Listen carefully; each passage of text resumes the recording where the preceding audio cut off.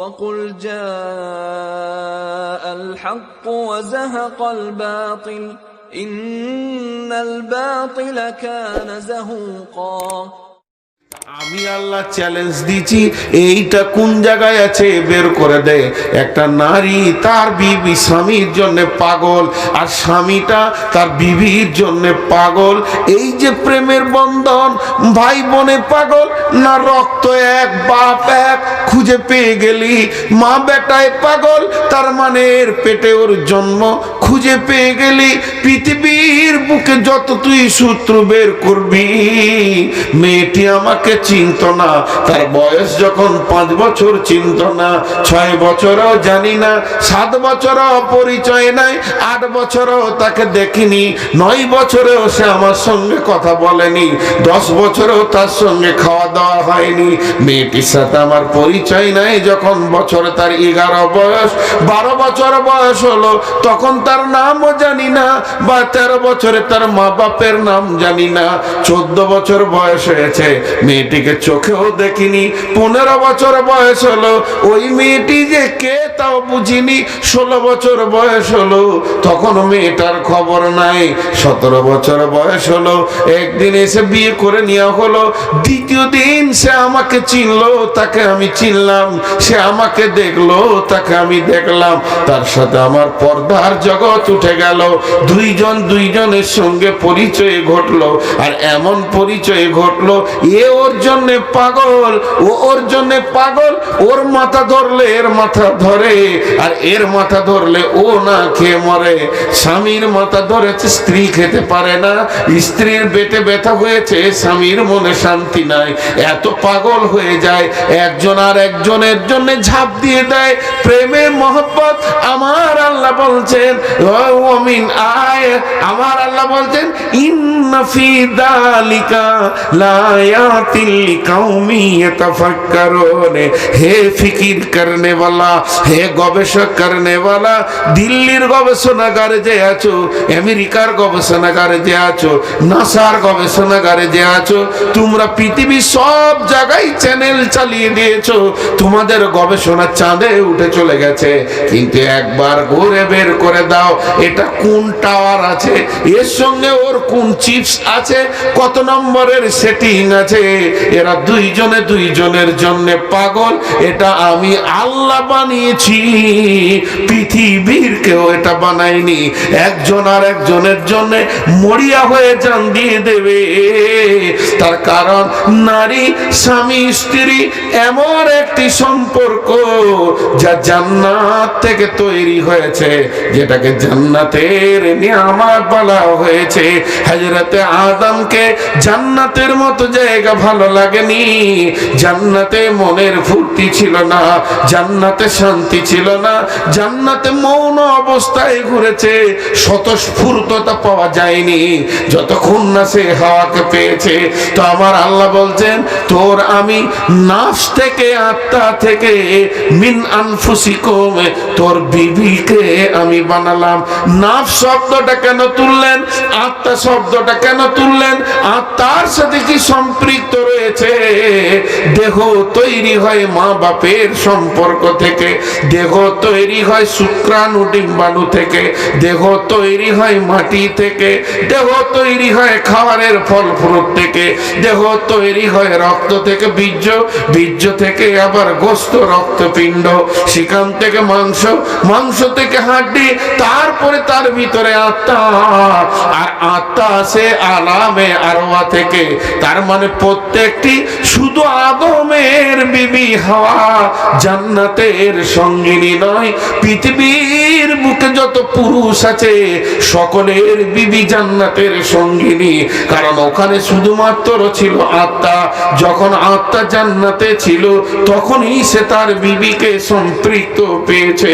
সেখান থেকেই আল্লাহ বানিয়েছেন, আমার বিবিটা আমার জান্নাতের সঙ্গিনী, আপনার বিবিটা আপনার জান্নাতের সঙ্গিনী। পৃথিবীতে দেওয়া হয়েছে কিছুদিনের জন্য, আবার দুজনেই জান্নাতি হলে পৃথিবীতে একই সঙ্গে পাওয়া যাবে। তার কারণ যতগুলি আত্মীয় আছে সকলে দেহের সঙ্গে সম্পর্ক, আর বিবির সম্পর্ক হলো আত্মার সঙ্গে। দেহ পচে যাবে, খসে যাবে, গলে যাবে, মিটে যাবে, মিশে যাবে, মাটিতে চলে যাবে। আত্মা গলবে না, পচবে না, মিশবে না, মিটবে না।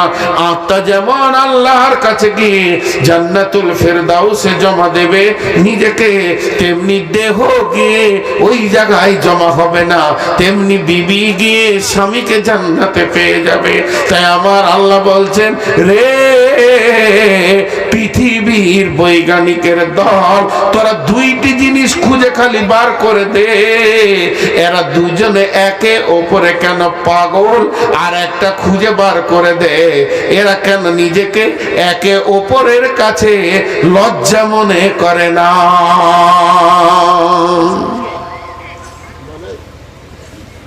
জি 20 টাকা কম।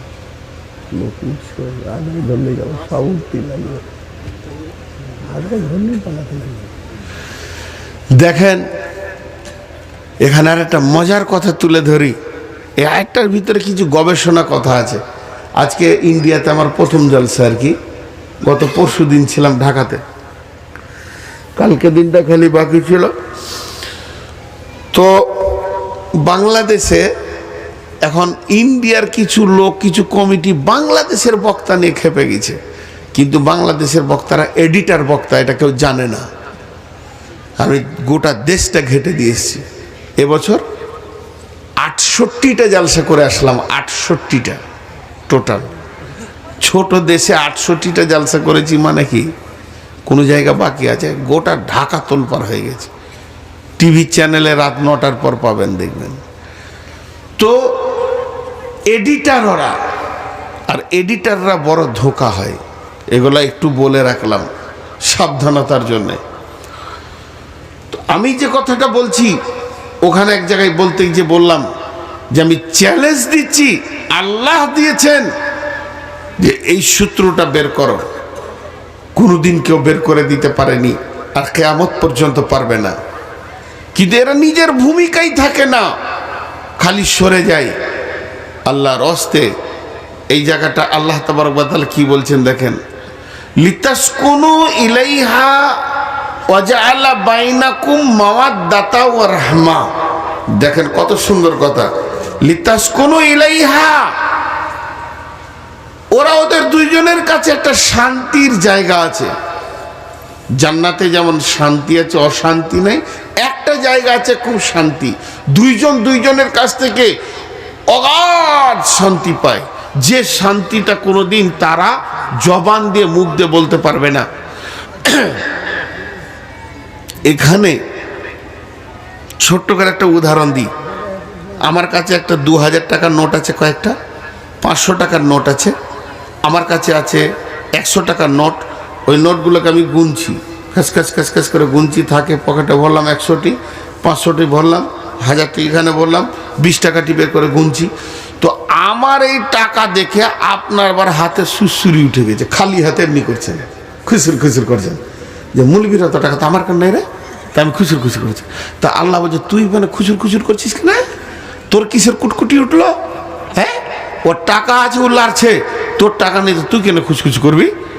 তা আমি টাকাটা এনেছি স্টেট ব্যাংক থেকে, আর আপনার বই আছে ইউনাইটেড ব্যাংকে কিংবা ICICI ব্যাংকে। আচ্ছা বলেন, স্টেট ব্যাংকের টাকা আর ICICI ব্যাংকের টাকা আলাদা? টাকা আলাদা, অ্যাকাউন্ট আলাদা হতে পারে, কিন্তু টাকা তো সব ইন্ডিয়ান গভর্নমেন্টস টাকা। তাহলে এত কি? তা আমার আল্লাহ বলছেন, যদি কেউ স্টেট ব্যাংকে টাকা না রে, আর এই দেখে যদি তোর মাথা গরম হয়ে যায়, তোর মাথা যদি খুব গরম হয়ে যায়, তোর হাত পা যদি শিরশির করে, তুই ওই টাকা নাড়বি, তো তুই চলে যা। তোর তো IC ব্যাংকে আছে, তোর তো ইউনাইটেড ব্যাংকে আছে, ব্যাংকে গিয়ে তুই লকারটা খোলগা, ব্যাংকে তুই অ্যাকাউন্ট নাম্বারটা দেগা, আর তুই ATM থেকে টাকাটি বের করে নে, খাসার করে 3বার কপাল আছে তুই 7 বার লেরে লিগা, কোনো অসুবিধা নাই। এটা আমি উদাহরণ দিলাম, ইশারায় বুঝাতে চাইলাম। হে জ্ঞানীর দল বুঝেলেন, কারো বউকে দেখে যদি তোর মাথা গরম হয়ে যায়, কারো বেটিকে দেখে যদি তোর মাথা গরম হয়ে যায়, তো ওর কাছে যত মাল আছে তোর বিবির কাছে আছে। তুই বাড়ি যা, ওইখানে দেখা ভান্ডার লাগানো আছে। এর জন্য আমার আল্লাহ বলছেন লিতাসকুনু ইলাইহা, তুমি ফিরে যাও তোমার বিবির কাছে। সেখানে গিয়ে দেখো তুমি যাকে দেখে মাথা গরম করে নিয়েছো, ওর কাছে যে যে মালগুলি জমা আছে, তোমার বিবির বডিতে সেই মালগুলি আছে, ওর কাছে এতটুকু কমি নাই। তুমি ওখান থেকে শান্তিটা নিয়ে নাও। পরের বেটি পরের বউকে নিয়ে কেন এত শান্তি নিতে চাও? একে অপরের মধ্যে রয়েছে বিনিময়ী রহমত, শান্তি। ইন্না ফি যালিকা লাআয়াতিন লিকাউমিন ইয়াতাফাক্কারুন। আমার আল্লাহ বলছেন, রে বিজ্ঞানীর দল, এই গবেষণা করে সূত্রটা বের করে দে।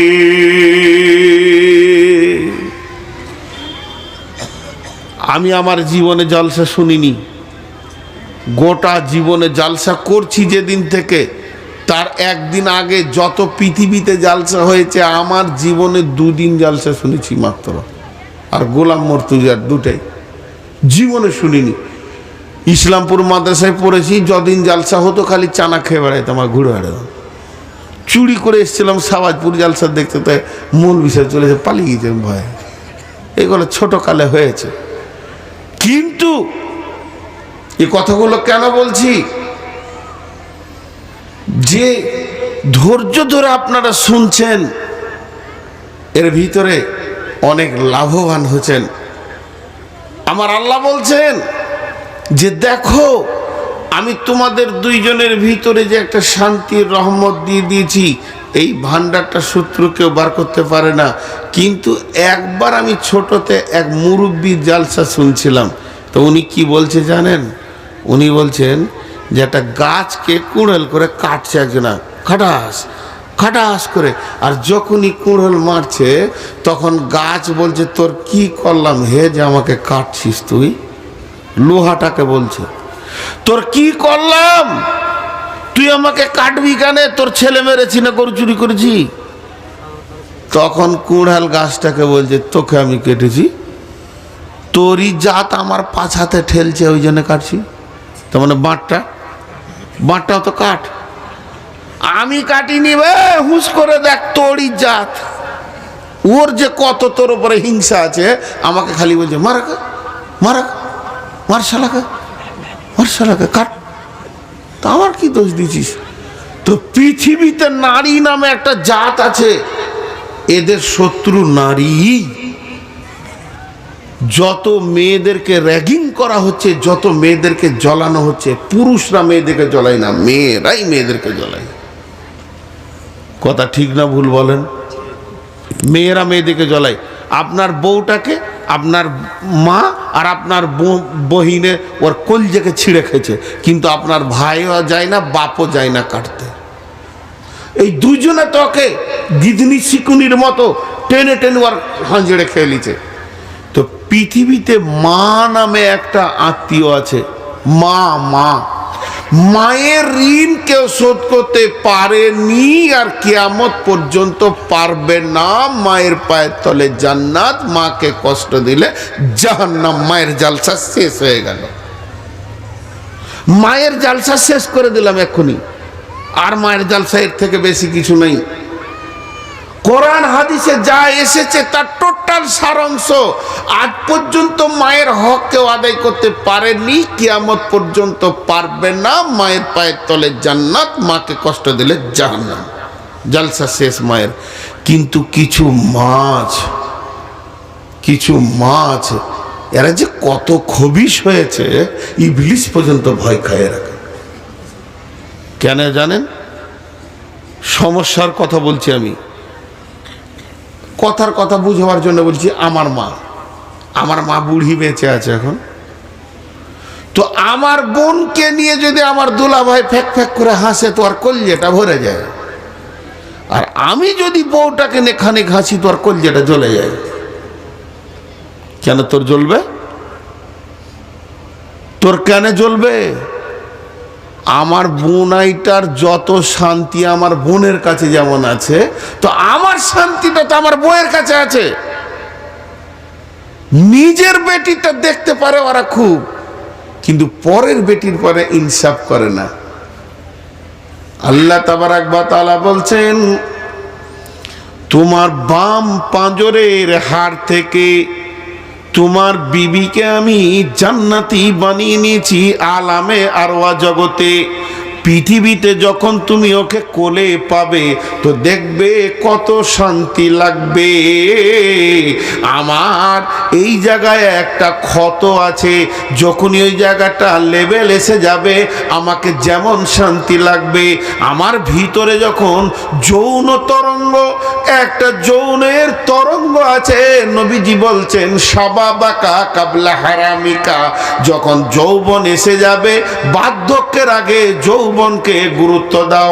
যেমন আমার ভিতরে যৌন তরঙ্গ লাভ দিয়ে উঠেছে, ত্বরান্বিত করছে, তেমনি আমার বিবিরও যৌন তরঙ্গ আছে। তাহলে মেয়েদের যৌবনটা কিন্তু পুরুষের মতো নয়। পুরুষ আর নারী যৌবন যদি এক হতো, দুইজনের কাছে স্বাদ পেত না। অতএব বন্ধুরে, মেয়েদের যৌবনটাও যৌবন, পুরুষের যৌবনটা পুরুষ, মেয়েদের যৌবনটাও নারী। ওদের যৌবন চাপা, পুরুষের যৌবন উগ্র। মেয়েদের যে যৌনটা তরঙ্গ রয়েছে, সে আমাকে লাভ মেরে পেতে চাইছে, আমি আমার বিবিকে লাভ মেরে পেতে চাইছি। আর দুইজনকে যখন বুকের কাছে পেয়ে গেলাম, তখন যেন একটা শান্তির জগৎ বিরাজ করছে। তো আমার আল্লাহ ওই কথাটা বলছেন, লিতাসকুনু ইলাইহা মাওয়াদ্দাতা ওয়া রাহমা, বিনিময়ে রয়েছে তোমাদের শান্তি, রহমত।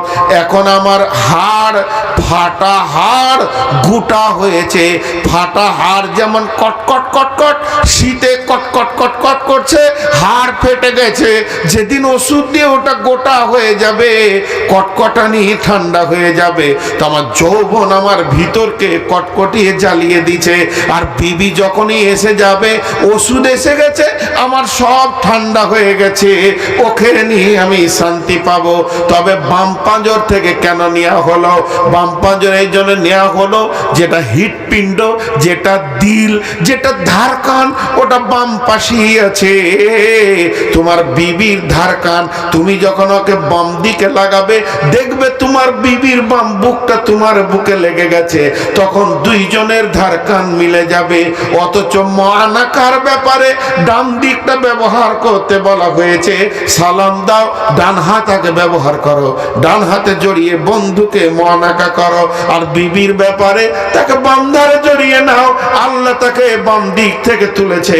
এই জন্যে বিবি তোমার বাম কোলে যখনই থাকবে, দুইজনের স্পন্দন, দুইজনের ধারকান যখন এক জায়গায় এসে যাবে, দুইজনের কাছ থেকে এক মহব্বত ফিরে পেয়ে যাবে। কিন্তু এটা কিছু বুড়ি মা বুঝতে দেয় না। সে মনে মনে ভাবে যে অমুকের বেটি এলো আর আমার বেটাকে কিনে নিলে। ওর মাথায় ঢুকে গেছে বেটা আর আমার নাই, ওকে নিয়ে হাসছে। সেলিম রে, কি বলছিস মা? তা হাসছিস না কেন আমার কাছে? বউটার কাছে হাসিস, তোর কাছে কেন হাসবে বুড়ি? তোর কাছে যে ওর বাপ এসেছে, হ্যাঁ, তোর কাছে কেন ও হাসবে? ওর বাপের হাসি তো হয়নি, বাপের হাসিটা যথেষ্ট ছিল, এটা ও হাসছে ওর জন্যে। কিছু মা যদি চালাক হয় তো বউকে ভালোবাসবে, আর বউ ভালোবাসলে ও মত পর্যন্ত শান্তি পাবে। জি, বউকে আপন করে ভালোবাসতে হবে। জি, বউকে যদি ভালোবাসে, হ্যাঁ, তো বউটা তখন বললো এটা আমার নিজের মায়ের মতো। ঘটনা হচ্ছে কি, নগর নবীতে নেমেছে, আর আপনার বাড়ি এখানে, আপনার বোন আছে এখানে, আর আপনার দোলা ভাইটা ও হচ্ছে ওই গুমানির শিরখুনের বোনের বিয়ে দিয়েছেন, তো বোনটা এখানে আছে। ওরা মাথা গরম হয়েছে, তো বিবির কাছে আসবে, তো নগর নবীতে নেমেছে। আর যে গরমের দিন, বৈশাখ মাস, হাঁটতে হাঁটতে এসেছে, 10টার সময় ঘর ঢুকলো। তো আপনার মা তখন আপনার বোনকে বলছে, হাবিবা গে দেখ কারেন্ট নেই, পাখাটা করে দিগা ছেলেকে, যা কাছে বস গা, পাখা করে দিগা, হাওয়া দিগা, ঠান্ডা করে দে। তার মানে ও চাইছে যে আমার বেটি জামাইয়ের কাছে থাক, কাছে কাছে থাক। তো দূরে থেকে দেখছে যে ও লজ্জায় এমনি করে পাকা করছে, 4 দিনের বিয়ে তো কাছে বসছে না। তো কাছে দিয়ে ঢুকলো, কি বলে ঢুকবে, বেটি জামাই আছে, তা একটু সারা সৌদি করলে, খলিল রহমান কেমন আছো বেটা, কেমন আছো। তো দুজন সেটে গেল আর কি। গিয়ে বলছে, তোমার আব্বা কেমন আছে, শুনলাম নাকি পড়ে গেছে, মিশে করে, ঝুট্টা কথা, একদম মিথ্যা কথা। বেটি কেমন করে টিপে দিলে, নুচে দিলে, একটু কাছে জানা গায়ে, দূরে থেকে বা করে। এদিকে বুড়ির সব হুঁশ আছে, আর আমি শালা 3 বিঘে জমির ফাল মেরে এলাম গরু নিয়ে, আর আমারও নতুন বউ, তা আমারও তো মাথা গরম হচ্ছে। আমি যে মাঠে গিয়েছি সকাল থেকে, জমি নিরান দিয়েছি রসুনের ভুঁই, আর রসুনের ভুঁয়ে ঘাস দেখবো কোথা, সব ঘাসে খালি বইয়ের মুখ দেখতে পেয়েছি, যে কতক্ষণে ঘর যাব। বাপ বলেছে শেষ না হলে আসিস না, ছটফেটিয়ে শেষ করেছি। মনে মনে হচ্ছে যে যা ঘেমেছি, ঘর ঢুকবো তো বহু সালাম এসে পাখা নিয়ে মাথায় কাছে পাখা করবে। তো পাখার থেকে ওকে দেখবো তো কলিজা ঠান্ডা হয়ে যাবে। এসে হাত পা ছেড়ে বসলাম, যতটা গরম লাগেনি তার জোরে নিঃশ্বাস ফেললাম যাতে করে বউটা আসে। তখন মা বলছে, তাড়াতাড়ি রান, এটা খলি লেলো, তাড়াতাড়ি রান, আমি একটু পাখা করি। তুই কেন পাখা করবি গা, তোকে আমি চাইছি কাছে, এখন মা আছিস, মায়ের জায়গা থাকবি। বলেননি আম্মা জান আয়েশা, যখন 29 দিন 1 মাসের কথা বন্ধ হয়ে গেল, বিবিদের সঙ্গে নবীজির বয়কট করে দিলেন, তখন হযরত উমর এসে বললে, কি ব্যাপার হয়েছে তোমাদের? যখনই হযরত উমর এই কথা বললেন, আম্মা জান আয়েশা উত্তর দিলেন, আমাদের স্বামী স্ত্রীর ব্যাপার, এটা আমরা ব্যক্তিগত বুঝে নিব, আপনি আব্বা হয়ে আমাদের ভিতরে মাথা ভরতে আসিয়েন না। উমরের মতো ব্যক্তিকে আম্মা জান আয়েশার মতো মেয়েটি জবাব দিলেন, স্বামী স্ত্রীর ব্যাপারে আব্বা মা মাথা ভরার দরকার নাই, আমাদের ওপরে স্বামী রেগে গেছে, আমরাই আবার ঠান্ডা করে নিব, সে ব্রেন বুদ্ধি আমাদের কাছে রয়েছে, স্বামীকে কেমন করে ঠান্ডা করতে হয় আমরা জানি। ওই সময় যদি মা বলতো, এ হ্যাঁ সালিমা, এরে সালিমা, ওই যে বেটা এসেছে, তুই পাখা করগা, ওকে একটু পানি টানি দেগা, কাজ করে এলোকে, আমি একটু রান্না বান্না করে নিই, তাহলে বউটা বুঝে নিত আমার শাশুড়ি কত দামি, আমার শাশুড়ি কত ভালো, আমাদের ব্যথা বুঝে, আমাদের প্রেমকে বুঝে, আমাদেরকে কাছে করে দেয়। ওই বেটা যদি বলে কালকে পৃথক হয়ে যাব, জুদা হয়ে যাব, বউ বলবে মা যতদিন বেঁচে থাকবে শাশুড়ি আমি পৃথক জুদা হব না। আর যখনই এই শাশুড়ি এই রকম করবে, তাদেরকে দূরে দূরে রাখবে, কাছে কাছে দেখতে পারবে না, তখন রাত্রি 10টায় শুতে গিয়ে চোখের পানিতে কাঁদবে। আর সেলিমা বলবে, তুমি যখন মাঠে থেকে এলে তখন আমার কলজেটা ফেটে গেছিল, মনে হচ্ছিল একটু পাখা করে দিই, পানিটা আমি তোমাকেই পান করাই, আমি তোমার কাছে বসে মাথাটা একটু হিলিয়ে দিই, কিন্তু তোমার মা হুকুম করেছিল রান্না করার, তাই আমি আসতে পারিনি। তখন এই সেলিম জোরে একটা শ্বাস ফেলে বলবে, ঠিকই আছে, ব্যবস্থা নিয়েছি, দাঁড়া, আলাদা হয়ে যাব, জুদা হয়ে যাব, আর খাবো না খাবো 2 জনাতে পড়ে থাকবো তাও ভালো, কিন্তু ওই রকম মায়ের কাছে থাকবো না, এই নিয়ে অশান্তি। তাই আমার আল্লাহ বলছেন, পৃথিবীর সমস্ত বিজ্ঞানী এদের প্রেমের কাছে ফেল হয়ে গেছে, মা তুমি খালি মাথা ঘামিয়ে এদের প্রেমকে দূর করতে চাও। কিছু মা আছে বাঘিনী, এরা বোঝে না, বোঝে না, বোঝে না। বলেন আদায় ধরলি কিন্তু লোক ওদের সংসার চলে যাবে, করতে তাহলে ওটা শুরু করলে কিন্তু লোক 5 মিনিট থাকবে না, কারণ ওরা বুঝে নেবে যে এটা লাস্ট বাচ্চা। জি ভাই, আপনারা উঠছেন কেন? না বইয়ের কথা বলছি তো মাথা গরম হয়ে গেল এখন, হ্যাঁ? যে মূল বিষয় অনেকক্ষণ থেকে বিবির বায়ন করছে, শালা বিবি কি দেখি গেছো, আর জালসা শুনে কি করবো, বলার সঙ্গে সঙ্গে আমলই শুরু হয়ে যায়। বিবিকে ভালোবাসতে গেলে হবে, বহুটা যে যায়নি এখন উজে বসে শুনছে। জি একটু শুনি, এই রকম যখন আমরা নিজেদের দাম্পত্য জীবনকে সোনালী করতে পারবো, তখন আমরা চাইবো হবে, চাইবে না হবে না, চাইবো হবে, চাইবে না হবে না। দুটি উদাহরণ দিব, বেশি লম্বা করব না। চাইবে হবে, চাইবে না হবে না, দুটি উদাহরণ দিব। গোটা কোরআনে দাম্পত্যের উদাহরণ টোটাল 2টা এনেছে, আর 3টে আছে কিন্তু খুব গোপনে আছে। টোটাল 4টা রাখা দরকার, তা আর একটা আল্লাহ আনেননি, দরকার নাই। বিবিটা ভালো, স্বামীটা খারাপ, ফেরাউনের কথা। আর আয়াত করে তর্জমায় গেলাম না। স্বামীটা ভালো, বিবিটা খারাপ, নূহ লুতের কথা আয়াত পড়লাম না, তাফসীরে গেলাম না। কারণ একদিক এদের ঠিক আছে, একদিক নষ্ট, দুজনই খারাপ। এদের বিষয়ে কোনো খবর কোরআন আনেনি, দরকার নাই, কোরআন নোংরা করবে না। আর দুজনে ভালো, সেই দুটি কে?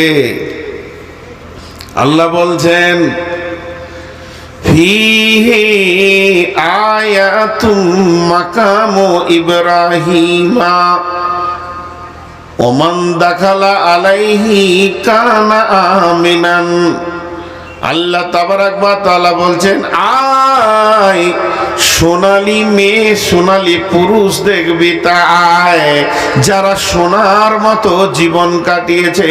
তার মধ্যে সেই লোকটির নাম হচ্ছে ইব্রাহিম, তার বিবির নাম হচ্ছে হাজেরা। এরা দুইজনে কি পৃথিবীতে দিয়ে গেছে। শুধু তাই নয়, ইব্রাহিম এমন একজন নবী ভাই আমার, 113 বার পরীক্ষায় পাস করেছে। তার মধ্যে 13 বার কঠিন, তার থেকেও কঠিন 3 বার। সব জায়গাতেই পাস করেছে, ফেল করেনি। যতগুলি নবী আদম থেকে শেষ নবী পর্যন্ত এসেছে, যতগুলি নবী আদম থেকে শেষ পর্যন্ত নবীগুলি এসেছে, কোন নবী আল্লাহর ঘরের মাঝে জায়গা পায়নি যে এইখানে মসজিদ আছে, এই মসজিদের মাঝে আমার জায়গা থাকবে, মেহরাবের পাশে আমার জায়গা থাকবে, ব্যক্তি মানুষের জায়গা থাকবে। আল্লাহ বলেছেন ওয়া আন্না মাসাজিদা লিল্লাহি, মসজিদ হলো আল্লাহর ঘর, সেখানে কারো ব্যক্তিগত কোনো কিছু চলবে না। ফালা তাদউ মা'আল্লাহি আহাদা, সেখানে আল্লাহ ছাড়া অন্য কাউকে ডাকা যাবে না। মসজিদ আল্লাহর ঘর। এই রকম একটি জায়গা পুরা পৃথিবীর, সারা পৃথিবীর যত মসজিদ আছে, কাবাতে প্রতিদিন 360টি রহমত বর্ষণ হয়ে সমস্ত মসজিদে বন্টন হয়। তাহলে কাবা হলো পৃথিবীর দামি জায়গা। বর্তমানে কাবার যে চত্বরটা, যতগুলি লোক একসঙ্গে নামাজ পড়তে পারবে, 1.5 কোটি লোক একসঙ্গে নামাজ পড়তে পারবে। কাবার চারিদিকে যত দূর আছে, এই মুসল্লার ভিতরে কাবার পাশে জায়গাটা আল্লাহ ইব্রাহিমকে দিয়ে দিলেন। এত দামি জায়গা, কাবার পাশে দরজার সামনে জায়গাটা আল্লাহ ইব্রাহিমের নামে ওয়াকফ করে দিলেন, দলিল করে দিলেন, পর্চা করে দিলেন। আল্লাহ তার নিজের খাতাতে বললেন, এটা আমি ইব্রাহিমকে দিলাম। কেন? কেন? মাল আগে নয়, আগে দিল। আপনি আমার দিলটাকে জয় করবেন। আমার দিল যদি আপনার জন্য পাগল হয়ে যায়, আমার মোবাইলটা আপনাকে আমি ফ্রি দিয়ে দিব, আমার চশমাটা আপনাকে আমি দিয়ে দিব, আমার মাফলারটা দিয়ে বলবো বন্ধু তুমি ঠান্ডা খেও না। যদি আপনি আমার দিলটা নিতে পারেন, তাহলে ইব্রাহিম তার চরিত্র দিয়ে দিনকে বাঁচাতে গিয়ে কিভাবে আল্লাহর দিলকে আপন করেছে, সে করেছে, তার বিবি করেছে, তার ছেলে করেছে। 3 জনই পৃথিবীতে সোনালীর অক্ষর রেখে গেছে। একজন করলো ইব্রাহিম, 3 বার বড় পরীক্ষা দিল। স্ত্রী পুত্রকে মক্কা মরুভূমিতে রেখে এসে প্রথম পরীক্ষায় পাস করলো, আপনার কিনা MSc করলো। তারপর আবার নিজেকে আগুন থেকে বেরিয়ে এসে ডবল MA করলো। তারপরে আবার ছেলের গলাতে ছুরি দিয়ে ট্রিপল এমএ করলো, আর হাজেরা আলাইহিস সালাম ডবল এমএ করলেন। হাজেরা আলাইহিস সালাম তিনি 1 নম্বরে তার ছেলেকে ছুরিতে জড়িয়ে গেল। তখন শয়তান বলল, হাজেরা রে, তোর ছেলেকে কাটতে নিয়ে গেছে, ওই জায়গায় সে গেনার হয়েছে, পাস করেছে। আর সাফা মারোয়া ধরেছে, সেই জায়গায় পাস করেছে। 2 জায়গায় হাজেরা পাস করেছে। ছেলে 1 জায়গায় পাস করলো। যেমন আব্বা তেমনি মা তেমনি ছেলে। ইয়া আবাতি ফাল মা তো ওমর সাতাজিদুনি ইনশাআল্লাহু মিনাস সাবিরিন। আব্বা আপনি সবুর করনে वाला, মা সবুর করনে वाली, আমিও সবুর করে নিব, আমি বেসবুর হব না। 3 জনই আল্লাহর কাছে নজর কেড়ে নিল। তাই আমার আল্লাহ বলছেন, ইন্না আউয়াল বাইতিন উদিয়া লিন-নাসি লাল্লাযী বিবাক্কাতা মুবারাকা। আমি মক্কা মুকাররমায় সারা পৃথিবীর মানুষের জন্য একটা নিদর্শনী ঘর বানালাম, সেটা হলো কাবা শরীফ। ফিহি আয়াতুম মাকাম ইব্রাহিম, ওখানে রয়েছে আল্লাহর ঘরের ভিতরে একটা নিদর্শন, ইব্রাহিমের জায়গা। আমান দাখালা আলাইহি কানা আমিনান, সেখানে যে ঢুকবে সে আমান পেয়ে যাবে। মানিস্তাতা আলাইহি জুলবাইতে মানিস্তাতা ইলাইহি সাবিলা। আয় আয় তোরা, তোদেরকে দাওয়াত দিচ্ছি, আয় মাকাম ইব্রাহিম দেখবি তো আয়। কাবা বানিয়েছে ইব্রাহিমকে দেখবি তো আয়। যে লিবারে পাথর বয়েছে ইসমাইল দেখবি তো আয়। তাদের রান্না করে যে খাইয়েছে হাজেরাকে দেখবি তো আয়। তারা ইতিহাস রেখে চলে গেল ফ্যামিলিটা। ভাই উঠছেন কিন্তু, আর উঠলে কি হয়, আপনাদের উঠাটা কিন্তু দোষ নাই, আমি আবার এটাকে সমর্থন করি। কেন? রাত 12টার পর জালসা করা ঠিক নয়। বাংলাদেশে এতদিন করে আসলাম, সব 10টা 11টায়